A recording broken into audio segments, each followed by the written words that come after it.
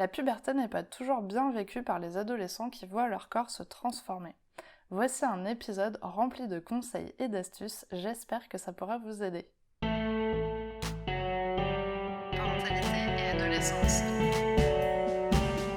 Parentalité et adolescence. Bonjour et bienvenue sur Parentalité et adolescence, le podcast qui vous donne des outils et des clés dont vous avez besoin grâce à des interviews d'experts sur divers sujets autour de l'adolescence. L'adolescence n'est pas obligée d'être synonyme de chaos, alors soyez joie, il y a des solutions. Avant de commencer, si vous n'êtes pas abonné à la chaîne YouTube, n'hésitez pas à le faire dès maintenant pour ne pas manquer les prochains épisodes. Je vous propose une interview de Nadège Petrel, infirmière puéricultrice, autrice et maman de 2 enfants. J'espère que cet épisode vous aidera. Bonjour Nadège! Bonjour Sarah. Alors pour commencer, pourrais-tu te présenter s'il te plaît? Oui, bien sûr. Alors, je suis Nadège Petrel, je suis infirmière puéricultrice depuis maintenant un peu plus de 10 ans.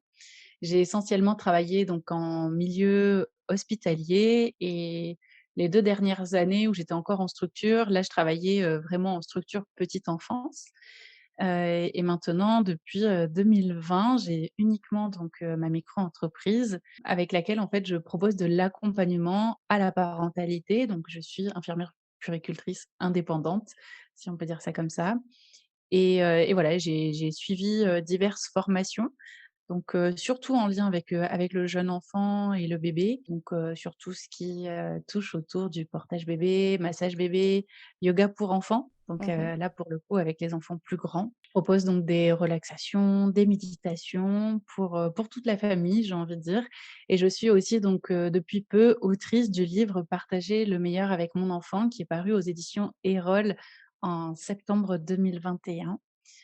Voilà, je suis en région toulousaine, je suis maman de 2 filles, qui ont à ce jour 7 et 9 ans. Voilà, je suis mariée.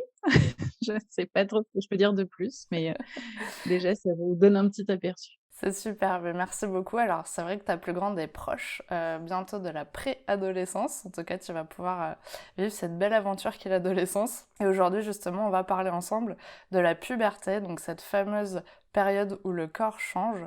Est-ce que tu pourrais nous en parler, s'il te plaît? Qu'est-ce qui se joue à ce moment-là pour l'ado? Oui. Alors effectivement, c'est vraiment, le passage, qui suit ce qu'on appelle l'enfance, donc l'arrivée, dans l'adolescence.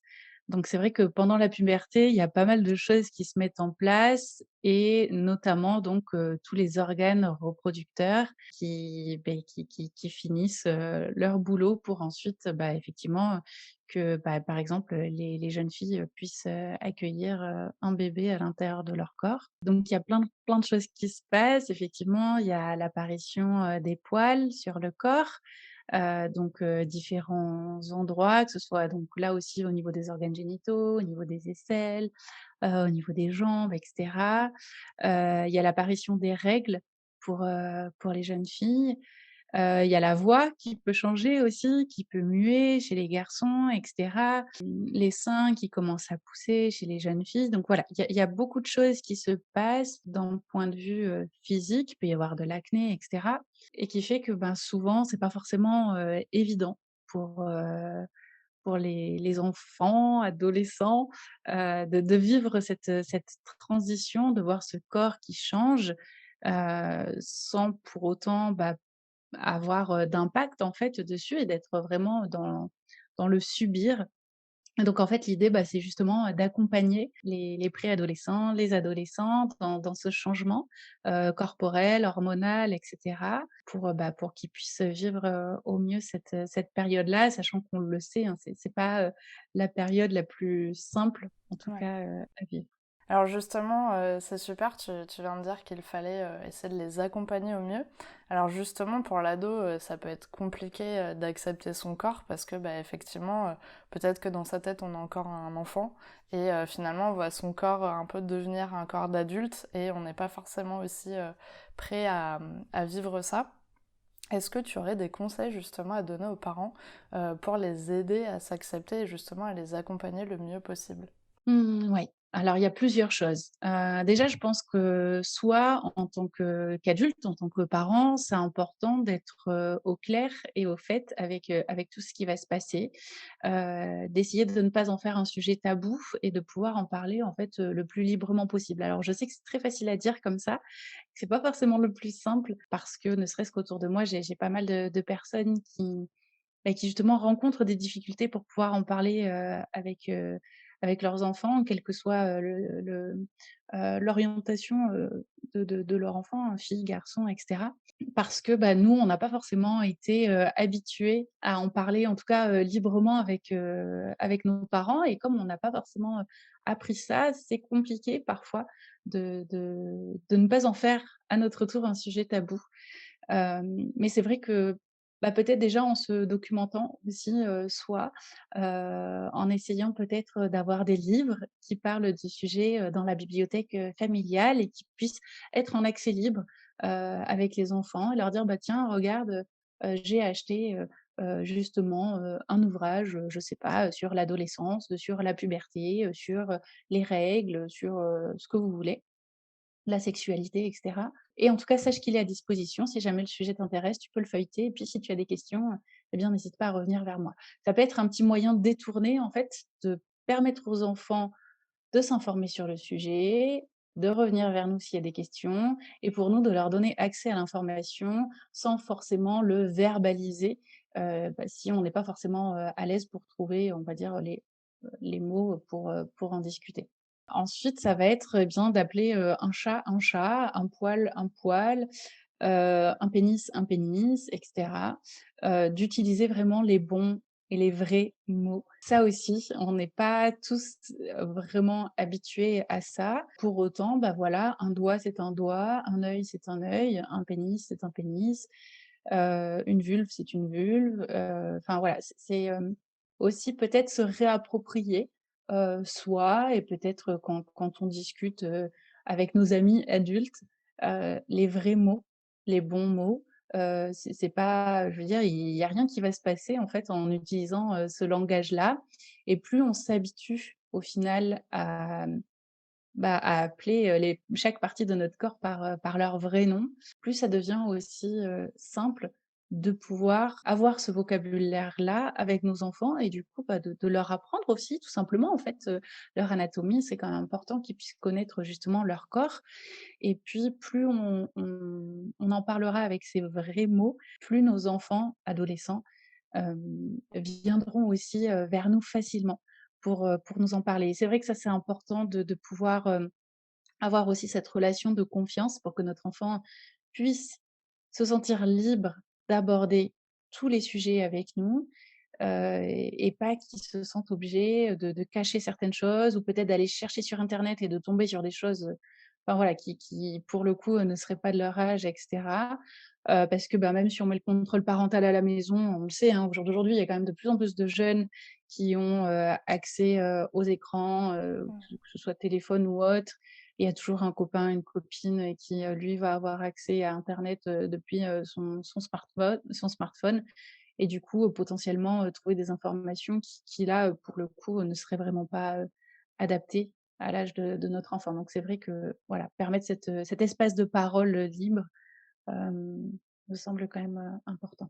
Super conseil. Et c'est vrai qu'en général aussi souvent, sur divers sujets, on dit aussi que si vraiment c'est trop compliqué pour nous, on peut toujours, aller voir une tierce personne, si vraiment ils sont pas à l'aise avec le sujet, c'est aussi bien que quelqu'un d'autre puisse au moins, échanger avec son enfant parce que, bah, sinon il aura personne, vers qui se tourner à part, justement internet et peut-être des contenus qui ne seront pas appropriés, justement à son âge. Totalement d'accord avec ça.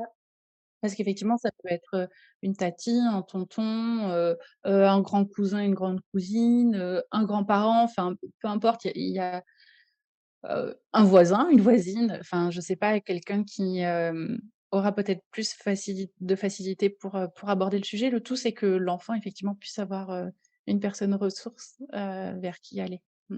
Et alors justement, je voulais voir avec toi, en tant que professeur de yoga, Est-ce que c'est une pratique qui peut aider à apprivoiser son corps? Parce que c'est vrai que, bon, on connaît tous le chien tête en bas, les positions du soleil, l'arbre, tout ça, mais est-ce que vraiment toutes ces positions, ça permet peut-être d'essayer de s'approprier son corps? Parce que c'est vrai qu'aussi à l'adolescence, on grandit et souvent tout est un peu disproportionné, donc peut-être qu'en faisant des postures de yoga, ça peut permettre un peu d'être dans le moment présent et de comprendre un petit peu ce qui se passe dans notre corps. Alors, je dirais qu'il y a pas forcément, de lien direct, on va dire, avec, voilà, la puberté et cetera. Par contre, je pense qu'à plusieurs étapes, de notre vie, effectivement, le yoga, mais aussi la méditation peuvent vraiment effectivement, aider. Mm. Pourquoi? Si je prends déjà l'exemple, de la méditation, c'est vraiment, une technique, en fait, une pratique de bien-être qui permet d'être, comme tu le disais tout à l'heure, pleinement dans l'instant présent et du coup, de calmer, d'apaiser les pensées. Donc c'est vrai que quand il y a, peut-être un peu de stress, parce qu'on voit le corps qui change et cetera, peut-être que le corps, de nos amis, lui, ne change pas encore et on se demande, le regard de l'autre et cetera. Bon, voilà, il y a plein, plein, plein de choses, qui se passent, dans la tête d'un adolescent et d'un point de vue émotionnel, mmh et hormonal, il y a aussi, pas mal de chamboulements. Donc c'est vrai que, par exemple, la pratique de la méditation, il y a pas besoin de méditer, 50 fois par jour, tous les jours, mais peut-être, 10 minutes le matin ou 10 minutes le soir peut déjà permettre de on souffle, on s'apaise, on calme un petit peu, tout, le flot de pensées, qui arrive et on se recentre, sur notre respiration, sur, l'ici, le maintenant et vraiment ça a un effet, apaisant et quand on le pratique de façon régulière, c'est vraiment là qu'on en ressent, les bienfaits. Donc après les méditations, on peut les utiliser soit si on est habitué, j'ai envie de dire, un peu tout seul, voilà, en étant dans le calme, le silence et cetera. Soit si on a besoin parce que, voilà, on débute, on peut se servir effectivement de méditation qu'on appelle guidée. Donc là, on a la voix d'une personne, qui nous parle et on suit et on fait, en fait, ce que cette personne-là, nous dit et nous explique. Donc là, ça nous aide, en fait, pour le début et moi, je recommande toujours aussi, de pratiquer, en tout cas au début, assis, de façon à pas s'endormir. Ensuite, effectivement, par rapport au yoga, donc là, il y a à la fois des respirations, à la fois des postures qui vont nous permettre en fait, donc déjà d'une part d'être aussi pleinement dans ce qu'on fait, donc dans l'instant présent et quelque part, d'apaiser les pensées. La respiration, ça régule aussi, ben, plein de choses à l'intérieur de nous, hein, que ce soit la fréquence cardiaque, la tension artérielle et cetera. Donc ça ne peut être que bénéfique, quand il y a un petit peu tout qui s'emballe, aussi à l'intérieur de nous. Et puis c'est vrai qu'après, voilà, les différentes postures qu'on va pouvoir enchaîner, eh bien, on est toujours dans l'écoute de notre corps, en fait, quand on fait du yoga, parce qu'on n'a pas tous, voilà, le même, niveau, le même corps, la même souplesse et cetera. Donc en fait, quand on pratique aussi de façon régulière, on apprend à être à l'écoute de notre corps et donc à l'écoute de soi et donc d'être aussi, bah, tout simplement, en fait, dans le respect de notre être et quand c'est quelque chose qu'on pratique, régulièrement, donc là encore, pas forcément besoin d'en faire, tous les jours, mais peut-être, 1 fois par semaine et cetera, on devient beaucoup plus attentif, heu, à soi, à ce qui se passe à l'intérieur de nous et du coup, forcément, quand on fait la corrélation avec la période de la puberté, et l'adolescence, avec tous ces changements corporels et cetera, ça permet d'être, bah, un petit peu plus doux, avec soi. Donc Mm. effectivement, ça ne peut pas faire de mal en tout cas. Ça, c'est sûr, on n'a jamais eu de mauvais retours de pratiquants du yoga. En général, c'est plutôt positif. Du coup, la puberté, c'est également l'arrivée des règles, t'en as parlé tout à l'heure. Donc, c'est un changement qui peut faire peur si on n'est pas préparé. En tant qu'infirmière, justement, puéricultrice, quels conseils as-tu envie de donner aux parents à ce sujet? Alors, déjà si dans le couple de parents, eh bien, il y a une personne qui a ses règles, je dirais qu'avant même que votre enfant, n'atteigne la puberté, c'est de déjà pouvoir en parler. Donc, je sais pas, peut-être laisser traîner, que ce soit votre coupe menstruelle, vos culottes menstruelles, vos tampons, vos serviettes hygiéniques et cetera.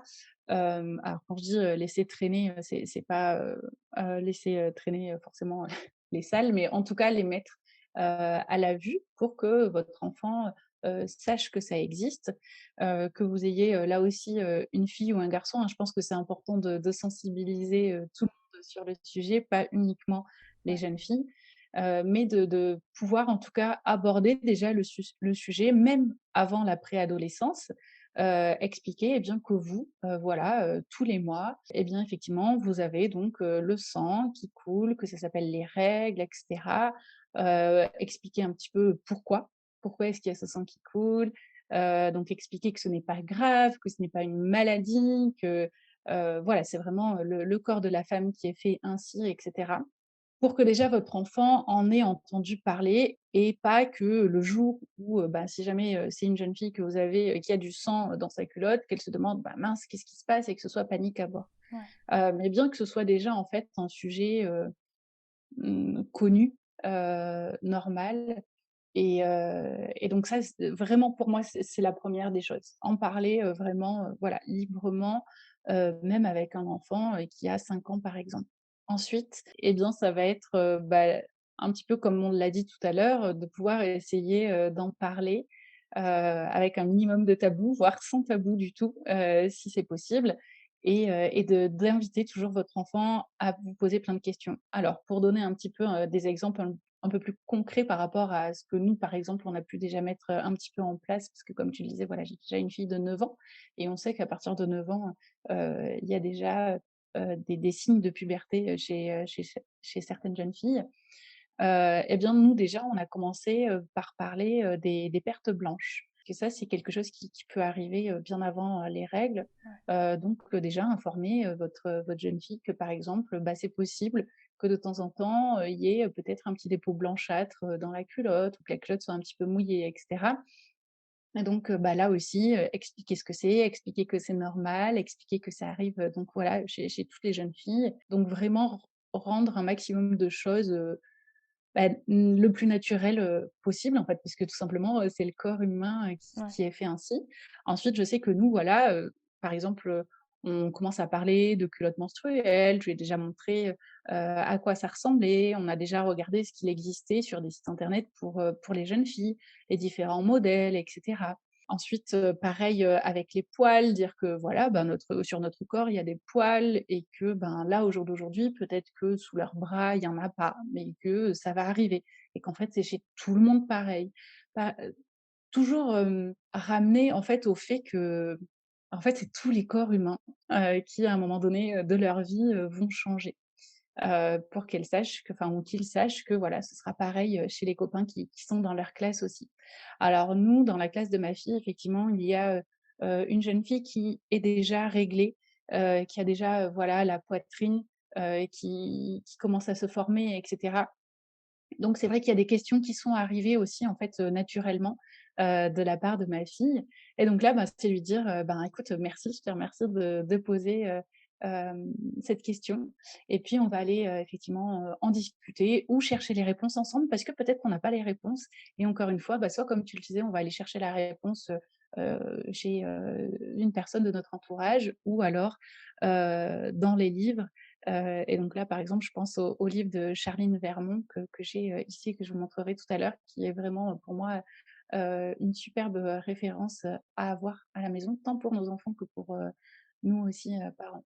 C'est génial. C'était plein de conseils et c'est vraiment très intéressant. Et en plus de ça, tu as parlé effectivement aussi de la partie garçon, de se dire que même si on a un garçon, c'est bien aussi de lui en parler parce que ça peut éviter des moqueries à l'école. Parce que bah, s'il sait pas bah, et qu'il voit d'autres garçons peut-être se moquer d'une fille, et ben il va peut-être rentrer un petit peu dedans, alors que bah, s'il est au courant, il va peut-être informer ses copains à l'école et ou calmer le jeu, ou en tout cas, du moins, lui, il ne sera pas à la source, en tout cas, de la moquerie, ça c'est sûr. Mmh.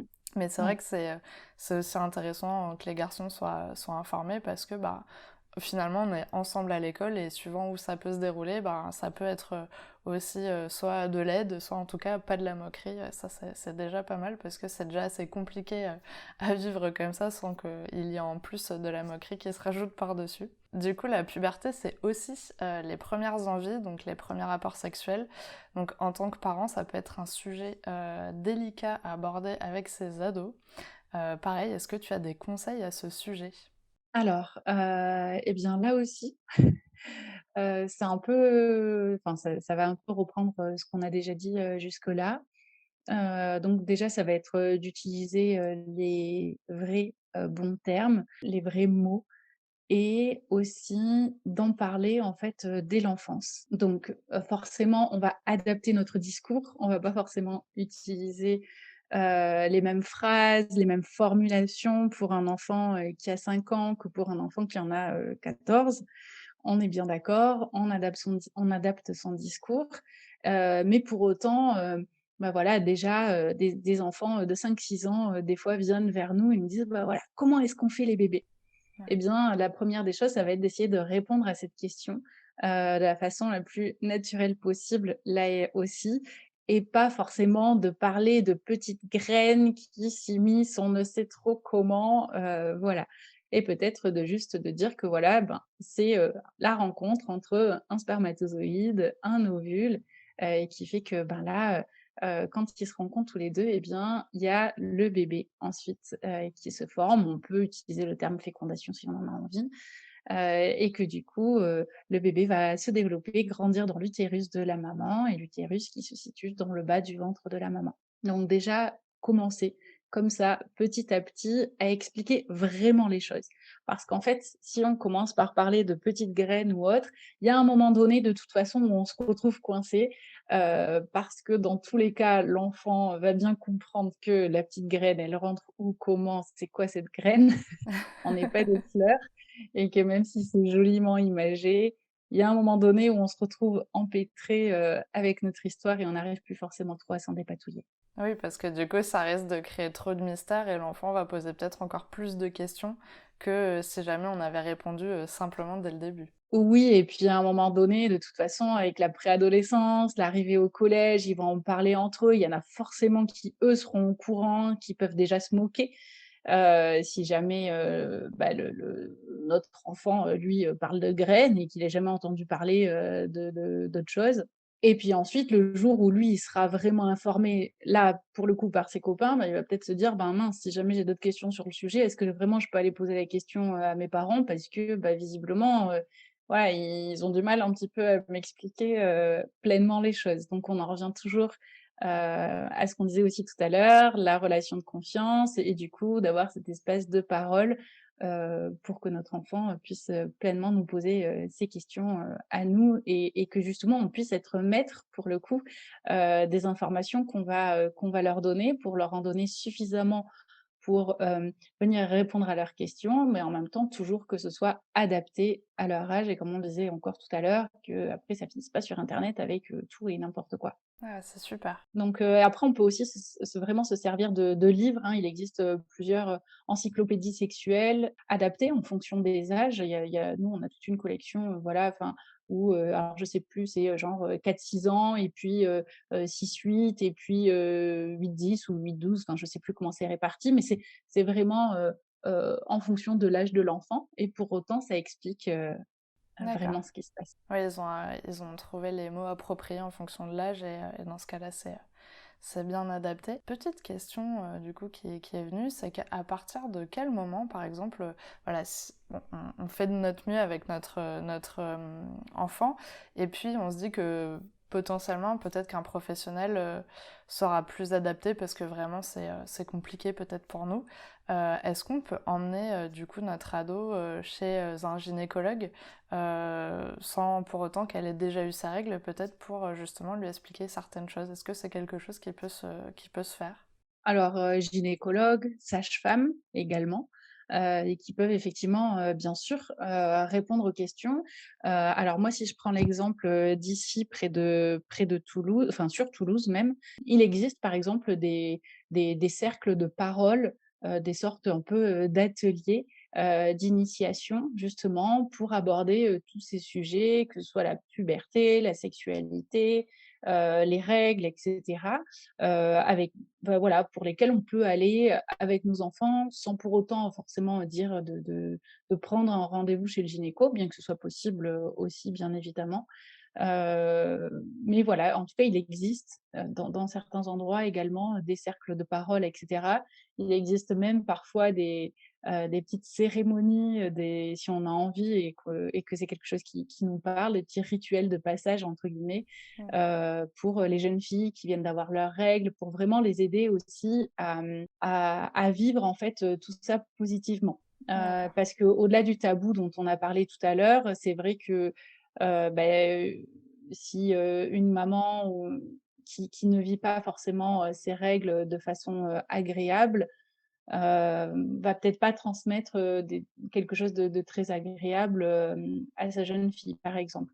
Alors c'est pas jugeant et c'est pas culpabilisant, hein, c'est vraiment, voilà, on fait comme on peut.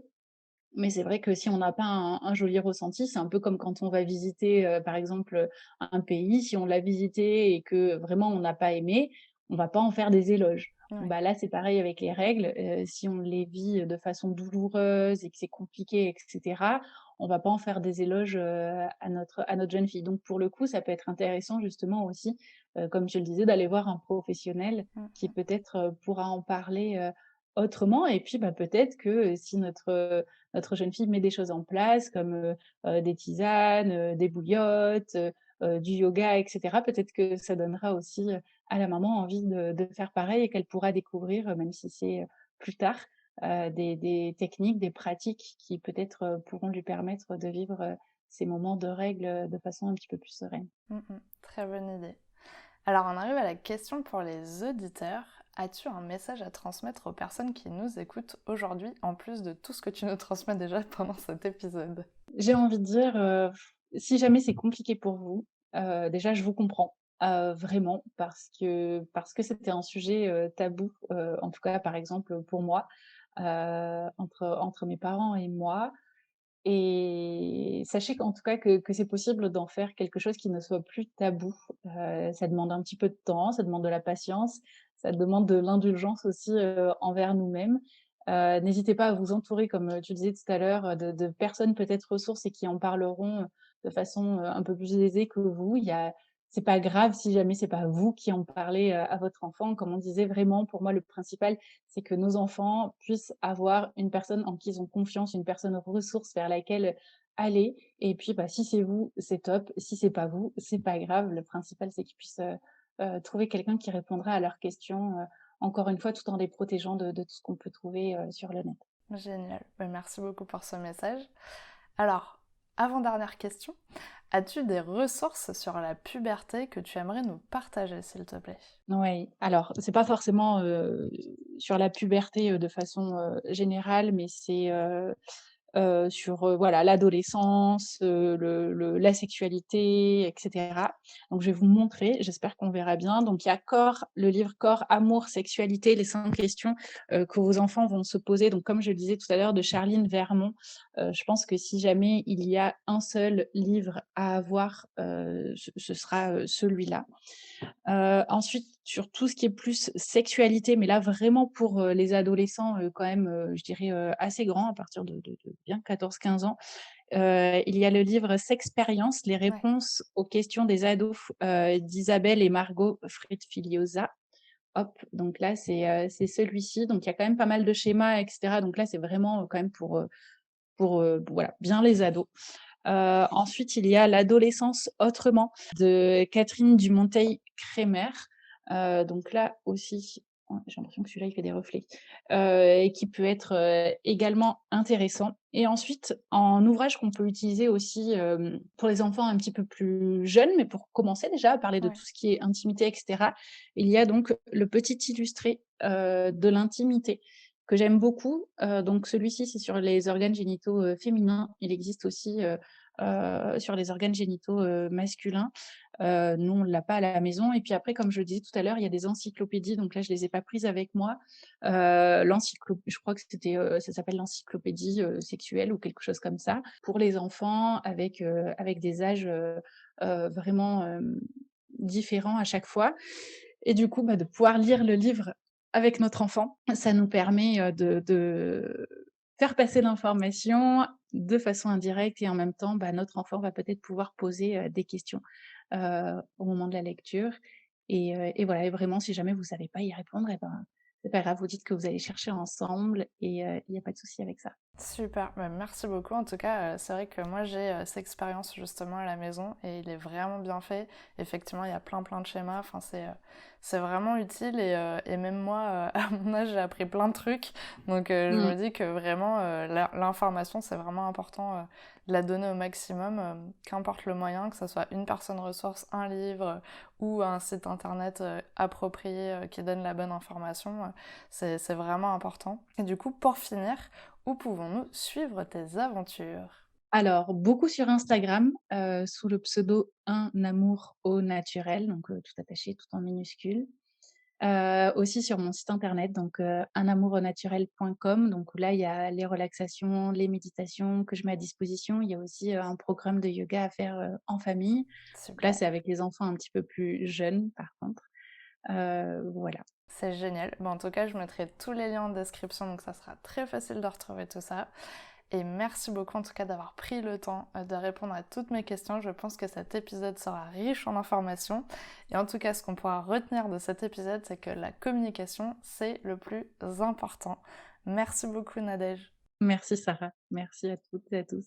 Merci d'avoir regardé la vidéo jusqu'au bout, j'espère qu'elle vous a plu. N'hésitez pas à la partager auprès d'un parent qui pourrait en avoir besoin. Et on se retrouve la semaine prochaine pour un nouvel épisode. À bientôt!